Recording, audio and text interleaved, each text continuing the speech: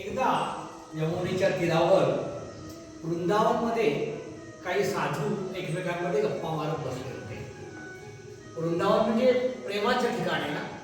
त्या ठिकाणी साधू भंडाऱ्याची चर्चा करत होते. कसा भंडारा देता येईल, कसे असते लोकांना भोजन देता येईल वगैरे वगैरे. तेवढ्या तिथे ग्रस्त आला. सो कॉल्ड अस्पृश्य, खरं अस्पृश्यता नाही आहे, परंतु दुर्दैवाने आपल्यापैकी काही लोक पूर्वी मानायची अस्पृश्यता. तर एक अस्पृश्य त्या ठिकाणी आला आणि साधूजी ते स्नान करत गप्पा मारत होते.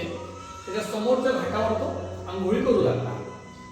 साधूंपैकी तो एक जण होता, तो एकदम नाराज झाला, रागावला. पण तो म्हणायला लागला, काय रे इथे कसं काय आंघोळ करतो, आणि बसलोय सगळे. आणि त्यातला एक जण तो खूप चिडला.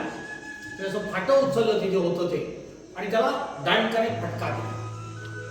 तो जो यांच्या दृष्टीने अस्पृश्य होता तो काही बोलला नाही आणि तिथून बाहेर पडला. त्याची खरं तर आंघोळ झालेली होती. त्यांनी आता कपड्याचा बदललेले होते. त्याने ते बदललेले कपडे परत एकदा काढले. एक 100-200 फूट पुढे गेला आणि परत स्नान करायला लागला. आता हा जो साधूंचा मुख्य होता त्याला काही तितकंसं आवडलं नव्हतं वागणं आपल्या एका दुसऱ्या साधूचं.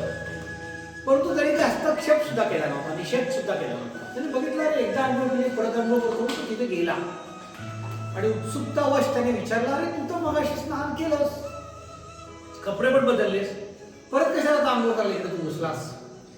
म्हटलं काय हे, मी अस्पृश्य आहे आणि माझी चूक आहे. मी तुम्ही ज्या घाटावर स्नान करता, जिथे गप्पा मारत बसला, जिथे पूजा करते, तुम्ही आंघोळ केली, स्नान केलं, चूक आहे, मला कळतंय. परंतु तुमच्या एका बंधूंनी मला फटका दिला, ही पण शिक्षा म्हणून मला मान्य आहे. परंतु शिक्षा करताना तो क्रोधिष्ठ झाला होता, चिडला होता, रागावला होता, त्या डोळ्यातून आग ओकत होता तो. अशा वेळेला त्याचं जे मन आहे ना, ते क्रोधाने विकार झालं होतं. माझं पण एक मन आहे, ते माझं मन त्याच्या मनामुळे अस्पृश्य होऊ नये. माझं स्वच्छ शुद्ध मन त्याच्या कुसंस्कारांमुळे, कारण त्याचं मन क्रोधिष्ठ आहे, क्रोधिष्ठ होऊ नये माझं मन, त्याच्यावर डाग पडू नये म्हणून मी इथे स्नान करायला आलेलो आहे. तुमच्याविषयी माझी काही तक्रार नाही, परंतु माझं मन शुद्ध राहावं, त्याला अस्पृश्य असलेल्या मनाचा उद्वेग होऊन कुसंस्कार होऊ नये म्हणून मी आंघोळ केली. साधूचा जो मुख्य होता तो थक्क झाला, सर्द झाला, चकित झाला. त्याला शरम वाटली आपल्या दुसऱ्या साधूच्या वागण्याची. त्याने थोपटलं त्याला मिठीमध्ये घेतलं. आज तू माझी दृष्टी उघडलीस, यांची दृष्टी उघडली की नाही मला माहिती नाही. अस्पृश्यता ही मनामध्ये असते, शरीरामध्ये नसते.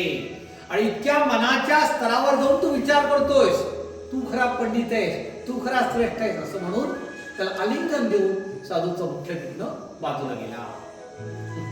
आपल्यापैकी मला खात्री आहे कुणाच्याही मनामध्ये आता अस्पृश्यता काडीचीही शिल्लक नसेल.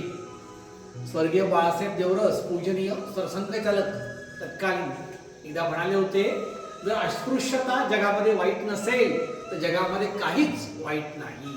नमस्कार. शेठ गोशाळा, रत्नागिरी मंडणगड मधून मी सचिन शेठ. जय वंदे मातरम. एक मुखाने बोलूया. भारत माता की जय.